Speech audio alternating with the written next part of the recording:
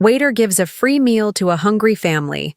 Their tip leaves him speechless. The sound of dishes clinking, people chatting, and coffee being poured filled the small diner. The morning rush was in full swing.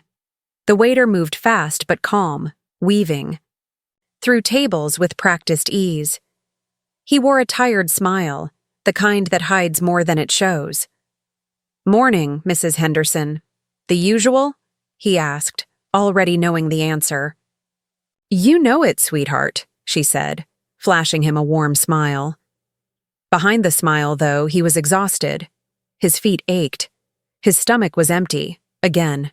He hadn't eaten yet, saving whatever he had left for bills and rent. A quick break-in. The back gave him a moment to count the few crumpled bills and coins in his apron pocket. It wasn't much. Maybe enough for some groceries, maybe not. He sighed, tucking it away before heading back out. He passed 2 co-workers chatting by the coffee machine. "Did you hear? Tommy got the assistant manager's spot," one of them said. He forced a small nod. "That's great." But it wasn't. Deep down, it stung. He had worked harder, stayed later, taken every extra shift. But Tommy had nicer clothes, a car that didn't break down, and just looked the part. Maybe that was enough. Still, he didn't let it show. He poured another coffee, wiped another counter, and checked in on an older couple sitting by the window. It was all routine now. Smile, serve, repeat. Somewhere in the back of his mind, memories from his childhood flickered. His mom counting coins on the kitchen table, the smell of ramen and struggle, her saying she wasn't hungry just so he and his little sister could eat. He'd seen those days, lived them, and in some ways, never left them. A loud voice brought him back. Table 6 was complaining again. An older man was waving his fork in the air. "These eggs are over hard. I asked for over easy." The young waitress at the table looked flustered. He stepped in without hesitation. "Let me fix that for you right away, sir." He took the plate back to the kitchen and got it redone himself. That was just who he was. Never rude, always trying to keep things peaceful. Hours passed like that. The noise, the movement, the smiles. He hadn't eaten, but he didn't complain. That was just another normal day. Maybe tonight he'd have enough for a cheap dinner. Maybe not. His manager passed by at one point, gave him a pat on the back. "Don't know what we'd do without you." The waiter smiled politely, hoping the next words would be, "Here's a raise." But they never came. They never do. He kept going, wiping down a table, pouring more coffee. Tired, hungry, but steady. Then the bell above the door rang. He looked up and froze for a second. A family of 4 stood just inside the entrance. A man, a woman, and 2 kids, a boy and a girl. They looked unsure, even scared. The man's shirt was wrinkled and his shoes were worn out. The mom held the kids' hands tightly, her ponytail messy like she hadn't slept well. The kids looked around wide-eyed, not like they were curious, but like they were starving. They didn't walk in right away. They just stood there staring at the tables like they were trying to decide whether to come in or turn around. He had seen that look before. People trying to act like everything's fine when they're barely hanging on. Kids too young to understand. Parents too proud to ask for help. The girl tugged at her mom's hand, whispering something. The mom shook her head quickly and glanced toward the door. They were about to leave. He moved fast. He walked up to them, with the same calm smile he always used, but softer this time. "Hey there," he said gently. "Table for 4? The man looked surprised, like he didn't expect anyone to notice them. Yes, if it's not too much trouble." "No trouble at all," the waiter said, stepping aside to guide them in. "Got a nice spot by the window for you." The family exchanged unsure glances, but slowly followed. The kids stayed quiet, holding on to their parents. As they sat down, he handed them menus and said, "Take your time. I'll be right back with some water." As he walked toward the kitchen, he didn't look back at them right away. He already knew what he'd seen, the same look he used to see in the mirror. Hungry. Tired. Trying to stay strong. He poured 4 glasses of water and started to think. If they couldn't afford to eat, maybe he could help. It wasn't much. But maybe it could be enough for today. He placed the tray of water down at the family's table, keeping his tone friendly but soft. The dad gave a quiet, "Thank you." The mom just smiled, though her eyes didn't quite meet his. The kids reached for their glasses quickly, both taking long sips like they hadn't had something cold in a while. As he walked away, he glanced over his shoulder. The parents were huddled close, whispering over the single menu he'd given them. The dad pulled something from his pocket. Just a few wrinkled bills, some coins. He kept glancing around, checking to see if anyone noticed. The mom looked tense, her hand resting on the little girl's arm as the child pointed excitedly at a photo of pancakes. The mom shook her head again. The girl's smile faded, her tiny shoulders slumping. He stood near the coffee station, pretending to refill a pot, but really just watching. Listening. "We could split the eggs," the dad whispered. "It'll be enough." "I'm not really hungry," the mom said softly, too quickly to be true. He knew that line too well. He'd heard his own mother say it 100 times while her stomach growled just as loud as his. The boy leaned in, barely loud enough to hear. "But I'm really hungry." The waiter looked down at his shoes. They were scuffed at the toes and starting to come apart at the heel. He'd been saving for new ones, but that could wait. Maybe everything else could wait too. He looked up again. The family had gone quiet now. The dad folded the money and slid it back in his pocket. His face was tired, but more than that, it was ashamed. Like just sitting there was a decision too big to carry. That's when the waiter made up his mind. He stepped back to the table with his notepad in hand. "Have you folks decided?" The father looked up. We'll just have the 2 eggs special to share." The waiter nodded slowly, not writing anything down. "Sounds good. Anything for the little ones?" The mom glanced at him, then back at the kids. "Just water. That's fine. Thank you." He could see her cheeks redden as she said it. That settled it. "You know what?" he said with a quick smile. "We've got a family breakfast special today. It's not on the menu yet, but it's a good one. Comes with pancakes, eggs, fruit. All of it," the dad blinked. "Oh, we didn't see that. Yeah, it's kind of a soft launch. We do it for new folks sometimes," he said, keeping his voice light, his tone casual, like it was no big deal. "Would you like me to bring that instead?"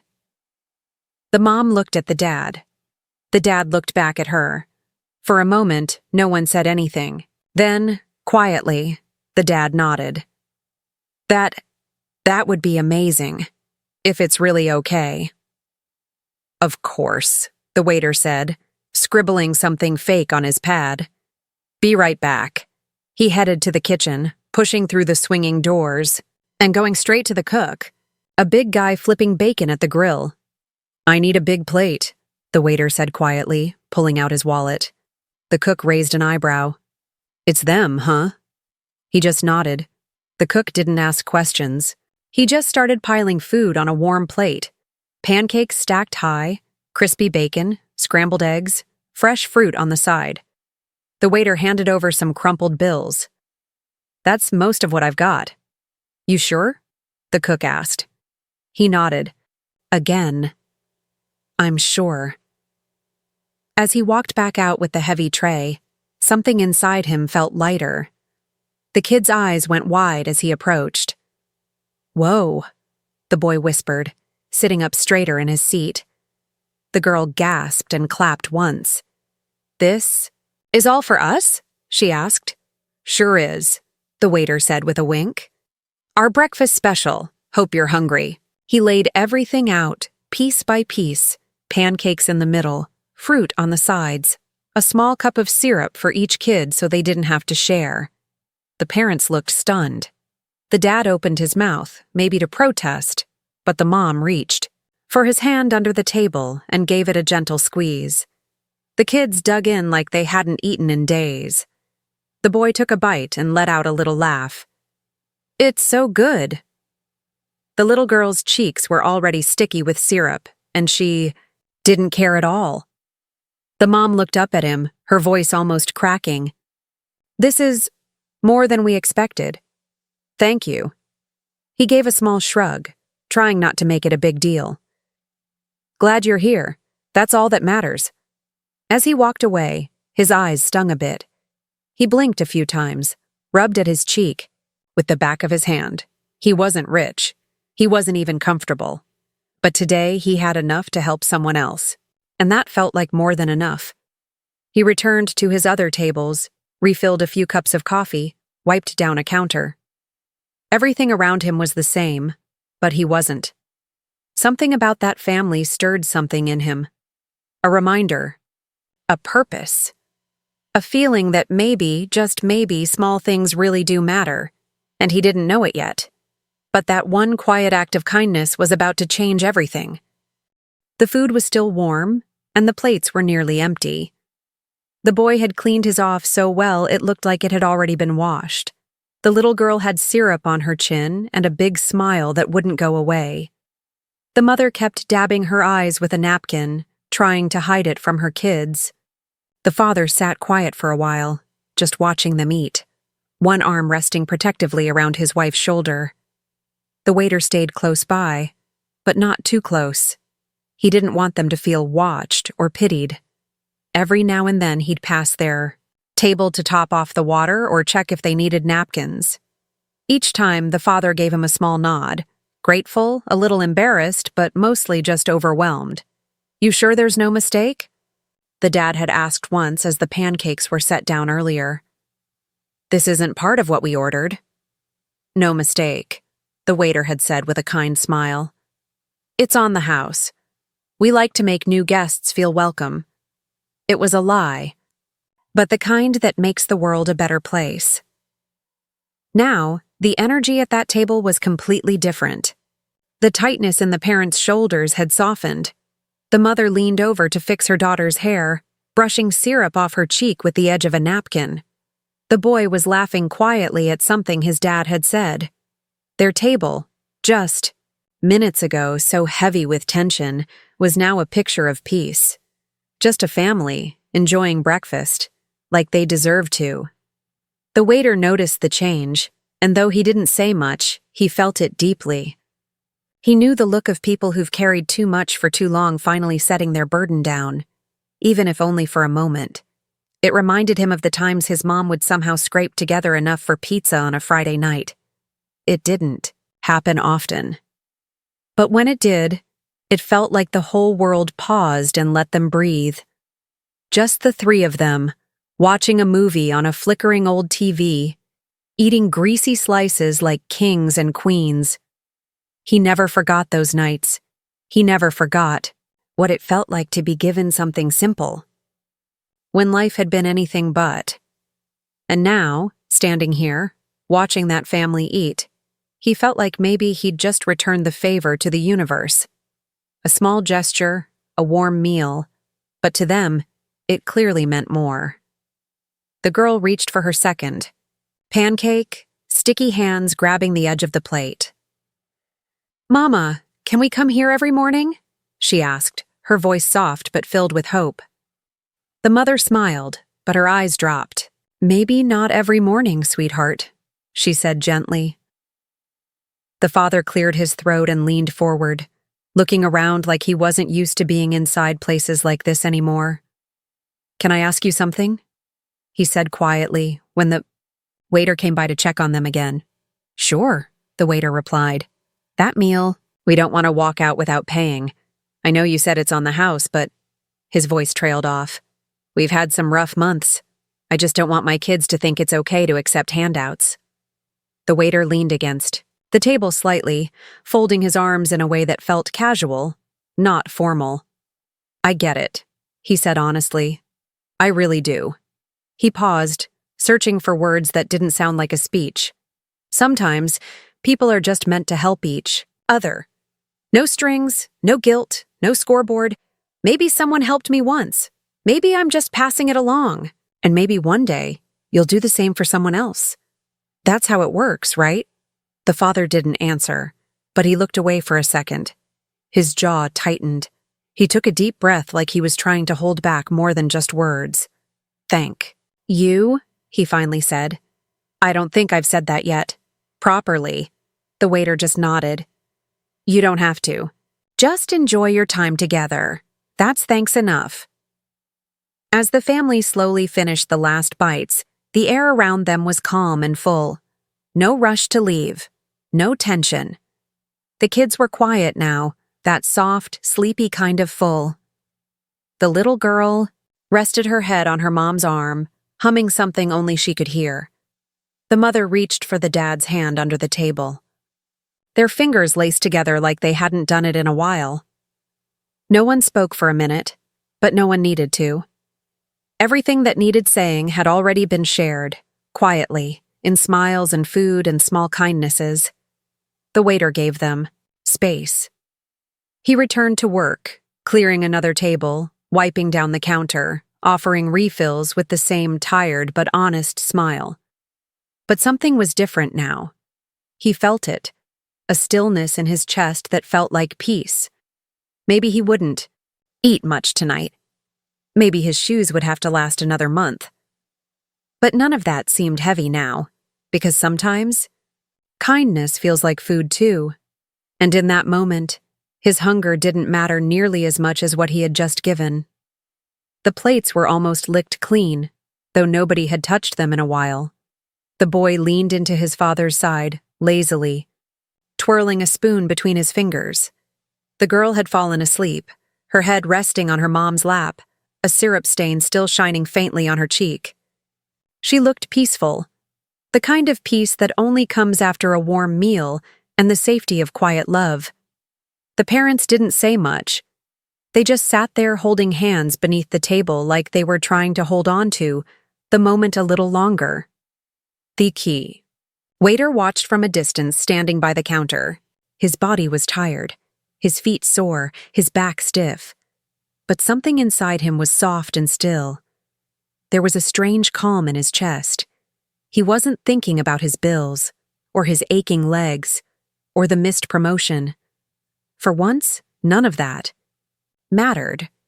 It was a simple thing he had done, but it didn't feel small. It felt real. He waited a few minutes before walking over, not wanting to rush them. The father noticed him coming and sat up a little straighter. I guess we should be heading out, he said quietly, adjusting his jacket and gently shaking his daughter awake. The mother ran her fingers through the little girl's hair, whispering, Time to go, baby, as the child blinked herself back into the world. The waiter smiled, soft but steady. Take your time, no rush. The mother began pulling coins from her purse. The father reached for his wallet, still thin and weathered, and opened it like a man bracing for bad news. He stepped forward before they could speak. There's no bill? He said gently. The father looked up, startled. What? There's no check. Nothing to pay, the waiter repeated. It's been taken care of. The father blinked, confused. We should pay something. That was too much. Food. I mean... He looked at his kids, then at his wife. We can't just walk away. The mother started to protest too, but her voice was softer, more uncertain. We appreciate your kindness, but... The waiter shook his head. You already... paid, he said, tapping his chest lightly. Right here. Seeing your family enjoy a meal? That's worth more than a few bucks. They looked at him like they didn't know what to say. The mother swallowed hard. Her eyes were glassy again. You don't know what this meant to us, she whispered. The waiter offered a smile. Not one of those forced, tired ones he gave to the rude customers or the managers who walked past him like he was invisible. This one was real. Quiet. Gentle. We all need help sometimes, he said. That's nothing to be ashamed of. The boy walked up and tugged at his apron gently. Mister, the pancakes were the best I've ever had, he grinned. I'll tell the cook you said that. The little girl, still half asleep, wrapped her arms around her mom's leg and mumbled, Can we come back sometime? The mom knelt beside her, brushing a strand of hair out of her face. If we can, she said softly. If things get better. The waiter crouched beside them. Things do get better, he said. Sometimes slowly, sometimes when you least expect it. They gathered their things, carefully, almost reluctantly, like leaving meant waking up from something gentle. The father shook the waiter's hand firmly, holding it just a little longer than usual. Thank you, he said, his voice steady now. You have no idea what this did for us today. The waiter nodded. I don't need to know. Just take care of each other. They stepped toward the door, the bell above it already reaching out to sing its goodbye. But then, just as they were about to leave, the mother turned back. Her eyes found his again. She didn't raise her voice. She didn't make a scene. She just said, You're a good person. Don't ever stop being that. And then they were gone. The door closed behind them, and the morning light outside cast long golden rays through the windows. The booth they had been sitting at still held the warmth of their laughter, their quiet gratitude, the soft sound of forks scraping plates that hadn't held much in far too long. He stood there for a while, just looking at the empty table. There was a small napkin left behind. It had a child's scribbled drawing on it, maybe the little girl's. 2 stick figures, holding hands, smiling. He folded it carefully and slipped it into his apron. It didn't pay the rent. It didn't fix his shoes. It didn't change the world. But in that moment, he didn't feel poor. He felt full. And somewhere deep in his heart, he felt something else. Like this small act had started something bigger. A ripple. A seed. A story not finished yet. The next morning came like any other. Same old shoes. Same stiff back.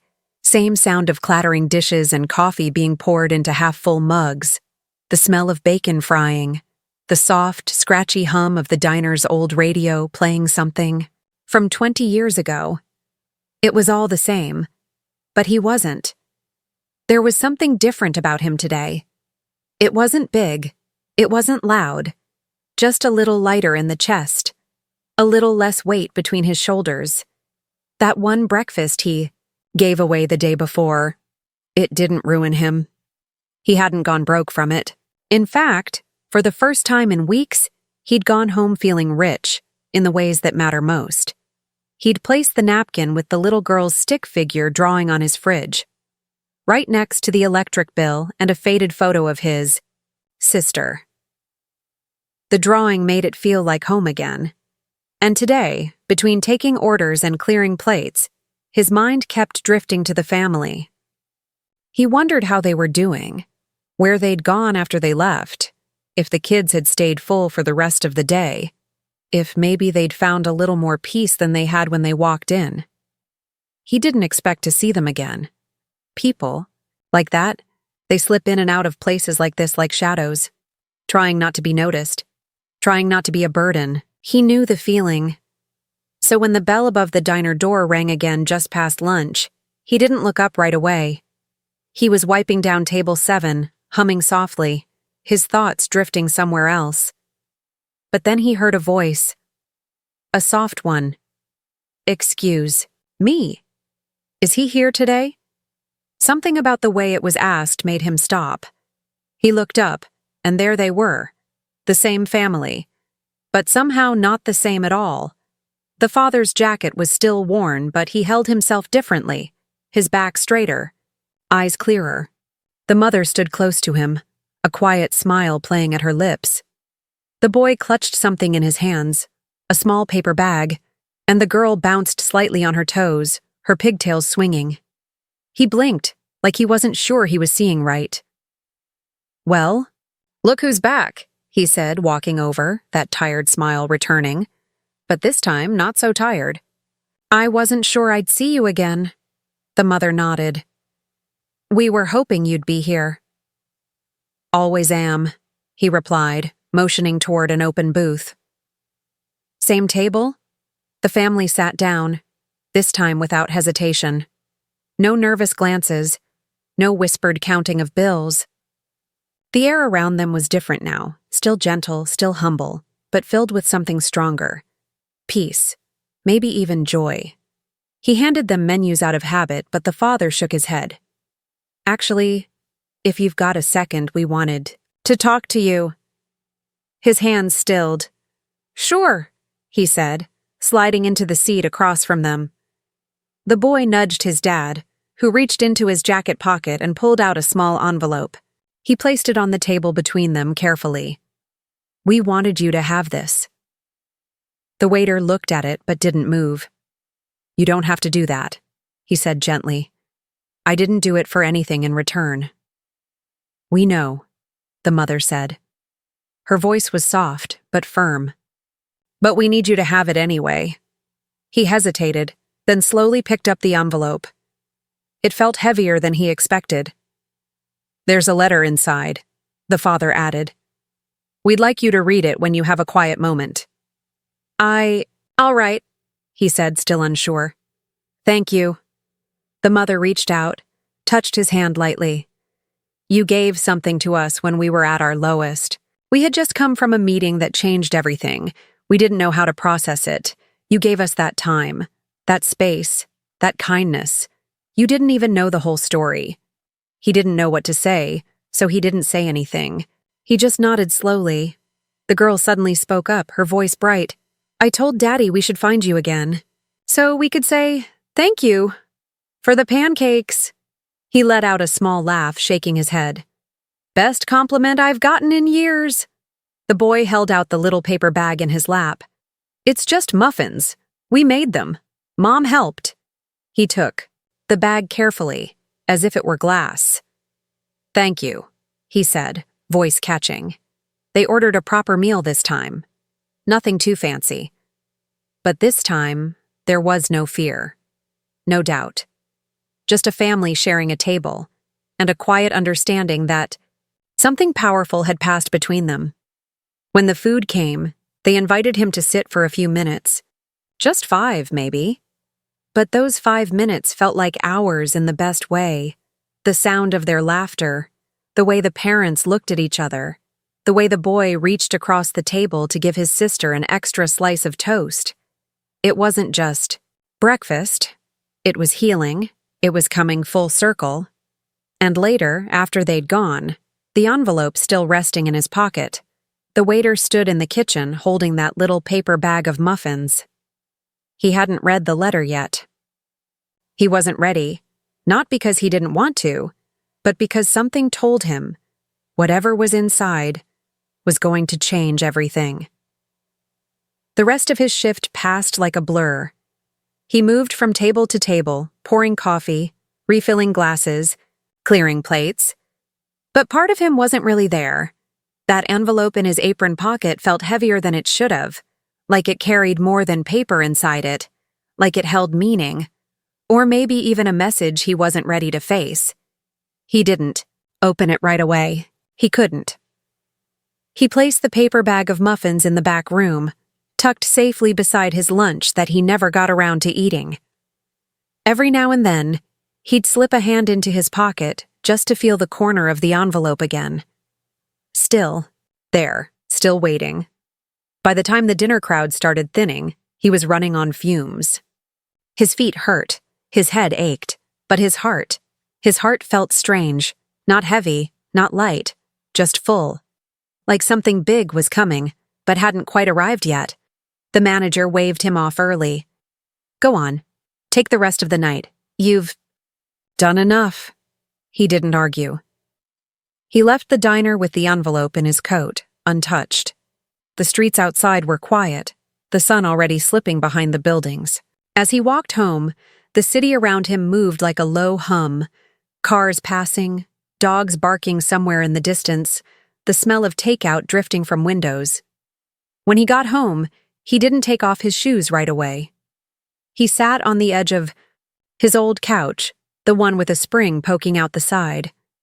The envelope sat on the coffee table in front of him, just sitting there, like it was waiting. He stared at it for a long while. Then finally, he picked it up, slowly peeled back the flap. Inside, there was a folded letter and a thick stack of bills, more cash than he'd held in years. His breath caught in his throat. His hands trembled, but the money wasn't what made his chest tighten. It was the letter. He unfolded it carefully, like it might tear if he touched it wrong. The handwriting was neat, personal, real. Dear friend, we hope this letter finds you well. We wanted you to understand why yesterday meant so much to us. What you couldn't have known is that just a few hours before walking into that diner, we got news that changed everything. A family member we had barely known left us a small inheritance. It came at a moment when we had nothing, truly nothing. We were days from losing our home. My husband had just lost his job. We hadn't eaten a proper meal in days. We were so used to scraping by that we walked into your diner thinking we still had to live like we had nothing. And then you showed us something we'd forgotten. Kindness, no judgment, no questions, just care. That meal was more than food. It was warmth, dignity, hope. You gave that to us without even knowing our story. That's the kind of goodness the world needs more of. Inside this envelope is a small piece of what we received, enough to cover what you gave us tenfold. We want you to have it. Use it for something that matters to you. We hope this isn't just a thank you. We hope it's the start of something better for you, the same way your kindness started something better for us. With all our hearts, the Thompson family. He stared at the letter long after he finished reading it, read it again, then again. The words blurred as tears welled in his eyes, not just from surprise, not just from gratitude, from something deeper, recognition. He'd given from a place of empty, not because he had plenty, but because he remembered what it was like to have nothing. And somehow, the universe had answered back, not in some loud, magical way, but in the quiet return of kindness. The cash was real. He could feel the weight of it in his lap, but it wasn't what made him feel rich. It was knowing he mattered, that a small decision, to bring a family a hot plate of pancakes and pretend it was a special, had rippled outward into something bigger than he'd imagined. He folded the letter carefully, gently like it was sacred, and placed it on the kitchen counter. The envelope stayed in his hands for a moment longer. He thought about his little sister, the backpack she needed for school. He thought about his fridge, empty except for eggs, half a loaf of bread, and a bottle of ketchup. He thought about the dream he never spoke out loud, owning a small diner of his own one day. A place where people like that family could sit without shame and eat without worry. And then he thought about others like them, still out there, still struggling, still sitting in silence because it's too hard to ask for help. He stood up, placed the envelope beside the letter, and turned off the lights. Tonight, he wasn't making any decisions. But tomorrow? Tomorrow, he'd start something. And this time, he wouldn't just be surviving. He'd be building something from the kindness that found him when he least expected it. The next morning felt different. Not louder, not brighter, but clearer. Like the world had been slightly out of focus, and now, for the first time in a long while, everything made sense. He woke before his alarm, not out of habit, but out of purpose. The envelope still sat on the kitchen counter, right where he'd left it, next to the letter. The cash was untouched. The letter? Read 3 more times before bed, and once again right before sunrise. He made himself a small breakfast, eggs and toast, nothing fancy, but he ate slowly this time. Really tasted it. It was the first time in weeks he'd sat at his tiny kitchen table without worrying what would go on that plate tomorrow. Later, when he arrived at the diner, apron tied and sleeves rolled up, he wasn't just clocking in. He had a plan. He started by talking to the kitchen manager. "What if once a week," he said, "we do a quiet meal program? Just something small. For folks who need it." The kitchen manager raised an eyebrow. "You starting a charity now?" He shook his head. "No, just paying forward what someone gave me." At first, it was met with some hesitation, but after, he offered to personally fund the first few weeks, and after sharing just a little of what had happened with the Thompson family, people started saying yes, quietly, respectfully, but firmly. By the end of that week, the diner had a small, handwritten sign taped near the register. "If you're struggling, don't worry. A warm meal has already been paid for. No questions asked. Just let us know." It wasn't flashy. It wasn't posted online or announced in big letters, but it was there. And people started noticing. The first person to accept it was a young man, with a backpack and eyes that had clearly not slept. He barely spoke when he sat down, but when the plate arrived, bacon, eggs, toast, his hands shook. He muttered, "Thank you," without looking up. The second was a grandmother with her grandson. They said they'd just share a coffee. But when he offered them the meal quietly, her shoulders dropped and she whispered, "Bless you," with tears in her eyes. He didn't tell anyone it was his idea. He didn't want credit. He just wanted it to keep going. And it did. He still worked long shifts, still wiped tables, still took orders and smiled, even when he was tired. But something was different now. That envelope, that letter, it hadn't just changed his week. It changed his way of seeing the world. He set aside a portion of the money to help his sister. New school shoes, books, a new backpack she wore like armor.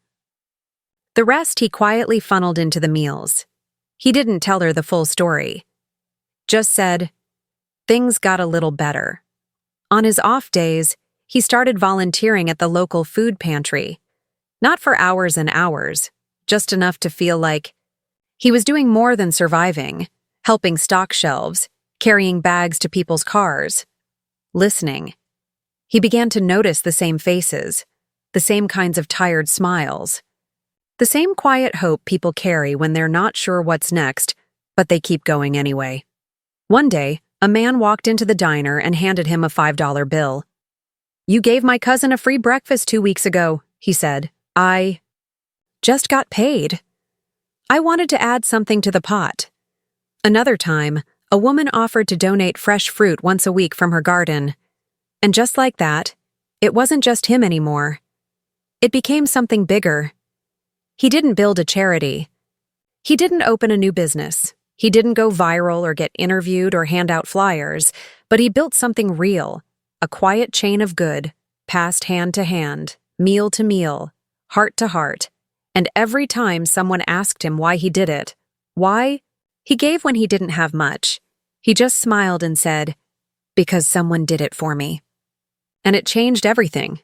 He still had hard days, still had bills, still had doubts. But now he had something else too. Purpose, community, hope.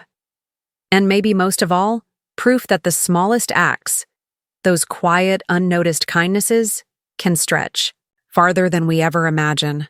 One plate of pancakes, one table of strangers, one choice to give, even when it's hard. That's all it took, and the ripple still hasn't stopped.